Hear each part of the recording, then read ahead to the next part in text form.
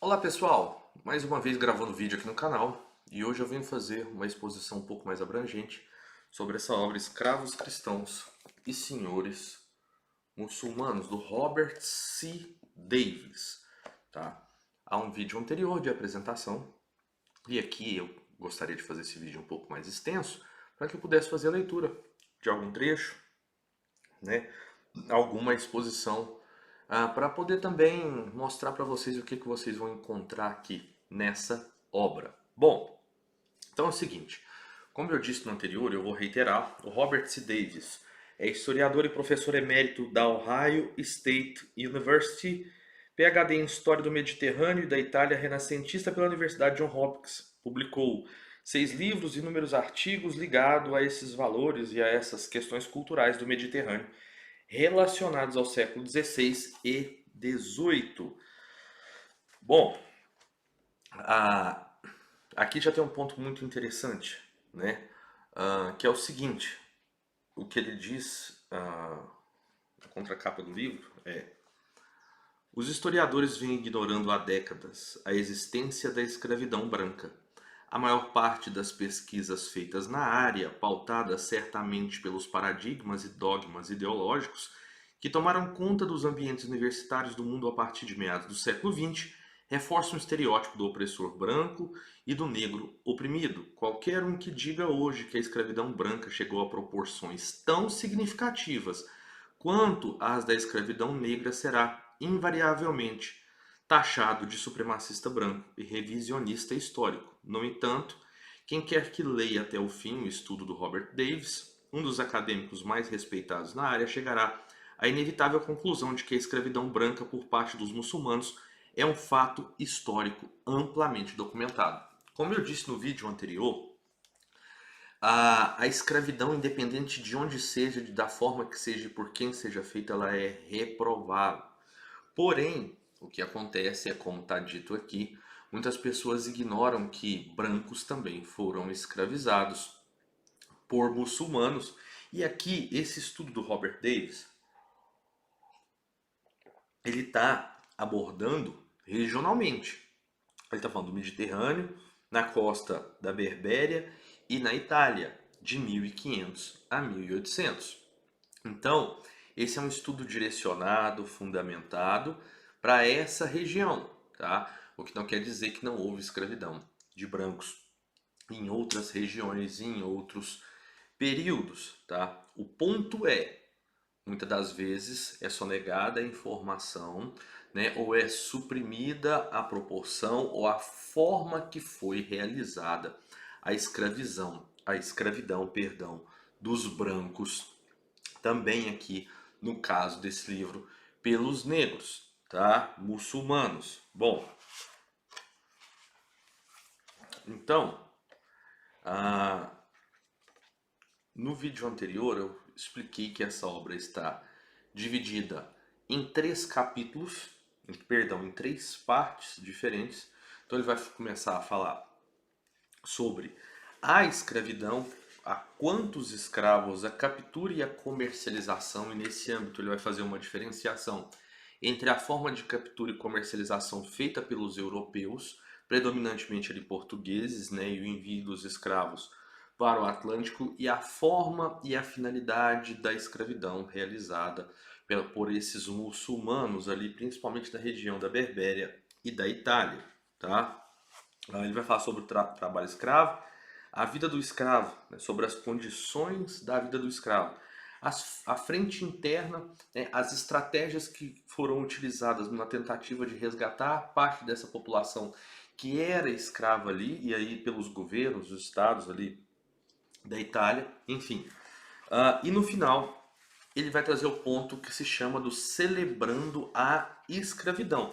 E também, é claro, há apêndices, tá? Mas o livro em si é dividido em 3 partes. Nos apêndices vão constar lista de imagens e tabelas, conversões monetárias, exemplos de preços, tabelas, bibliografias e índice remissivo. O que eu gostaria de dar ênfase nesse vídeo, que eu não fiz no anterior, é ler um trecho sobre as condições dos escravos, tá?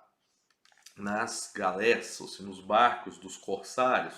Lembrando que naquele período ah, os escravos atuavam nos remos ali das embarcações.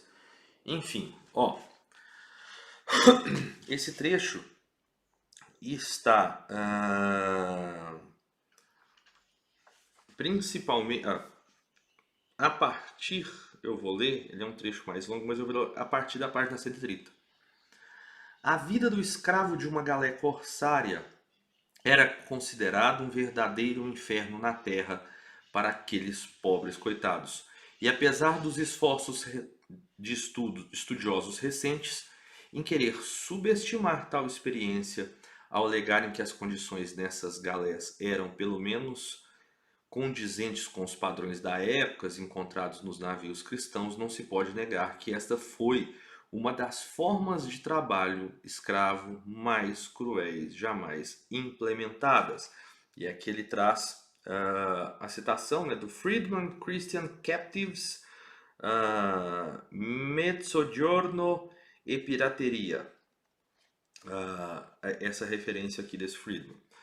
Que, dependendo do tamanho da galé, 3, 4 ou 5 escravos ficavam incumbidos de um remo, embora até as embarcações menores normalmente precisassem de 4 homens para manejar os enormes remos.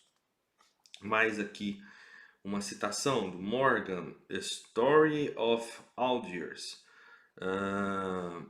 Isso fazia com que seus movimentos ficassem extremamente restritos. Abre aspas. Éramos então violentamente algemados, protestou Thomas Sanders, de tal forma que não podíamos alcançar os pés com as mãos, nem colocar um diante do outro, e todas as noites eles conferiam nossas correntes 3 vezes para ver se estavam bem presas e justas. Fecha aspas. O único movimento possível era o de percorrer o próprio banco. Quando o navio estava parado, os escravos que queriam fazer suas necessidades podiam se deslocar até uma abertura na lateral do casco próximo ao seu barco, conhecida como borda, arrastando-se com um pedaço de corrente e, eventualmente, passando por cima de seus companheiros adormecidos. Abre aspas, a única liberdade que nos dão nas galés, recorda Louis Marot, é ir a esse lugar quando necessário, fecha aspas. Porém, ao que parece, muitos dos escravos encontravam-se demasiados exaustos ou desalentados para tanto, pelo que acabavam simplesmente se emporcalhando onde estavam sentados. A consequente pestilência, admitido por muitos comentaristas, era simplesmente indizível, mas além dos vapores a que eram submetidos, os galeote acorrentados também eram fustigados por ratos, pulgas, percevejas e outros parasitas.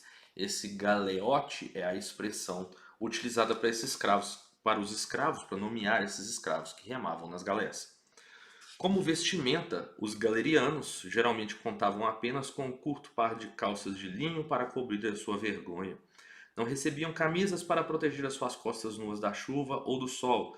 Por isso, segundo Knight, a pele causticada se desprendia de suas costas. As rações a bordo eram escassas, embora quanto exatamente cada galeoto tivesse à sua disposição, parece ter variado de navio para navio, talvez com algumas melhoras ao longo do tempo. O escravo Frei Diego Aedo escreveu nos anos de 1580 que todos os dias a bordo era concedido aos remadores, abre aspas, não mais do que algumas migalhas de pão, 2 ou 3 biscoitos de marinheiros sujos e quase estragados, além de um pouco de vinagre diluído, fecha aspas. Mascarenhas, nos anos de 1620, menciona 2 punhados de biscoito preto por dia e nada mais, fecha aspas. Contudo, por volta dos anos 1700, as coisas parecem ter melhorado e Joseph Morgan escreveu que, junto com a sua insuficiente porção de sequilho, os galiotes também chegavam a receber de vez em quando uma tigela de mingau feito do seu triguilho mais grosseiro, além da mistura de água e vinagre de sempre, com algumas gotas de azeite boiando.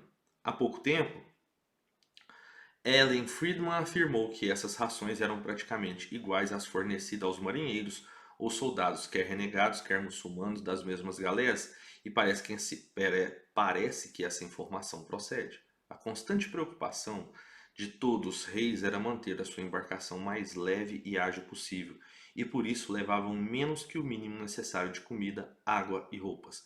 Não obstante, se um capitão tivesse a intenção de atrair corsários suficientes a bordo que realizassem o seu trabalho de forma adequada, ele tinha de fazer algumas concessões aos homens livres em termos de rações e do direito de às vezes saquear alimentos no litoral. Apesar de tudo, deve-se ter em mente que, ao contrário dos escravos, os marinheiros e soldados livres numa galé podiam trazer seus próprios suprimentos. Eles, de fato, contavam com isso, a fim de complementar o precário cardápio. Tudo leva a crer que o pior de tudo para os escravos não era a parca alimentação, nem as péssimas condições de trabalho, mas a privação de sono. Sem ter o espaço para deitar direito, os bancos a que ficavam acorrentados tinham por volta de 30 centímetros de largura, 4 palmas segundo Mascarenhas.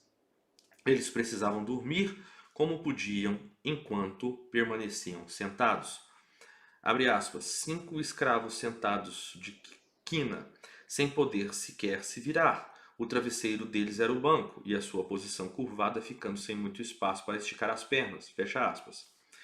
Se os reis do barco mandassem, os galerianos eram obrigados a remar, mesmo quando ingeriam suas parcas refeições. E nas circunstâncias normais de propulsão do navio, tinham sorte quando conseguiam fazer uma breve pausa para dormir. Abre aspas, 1 hora em 12.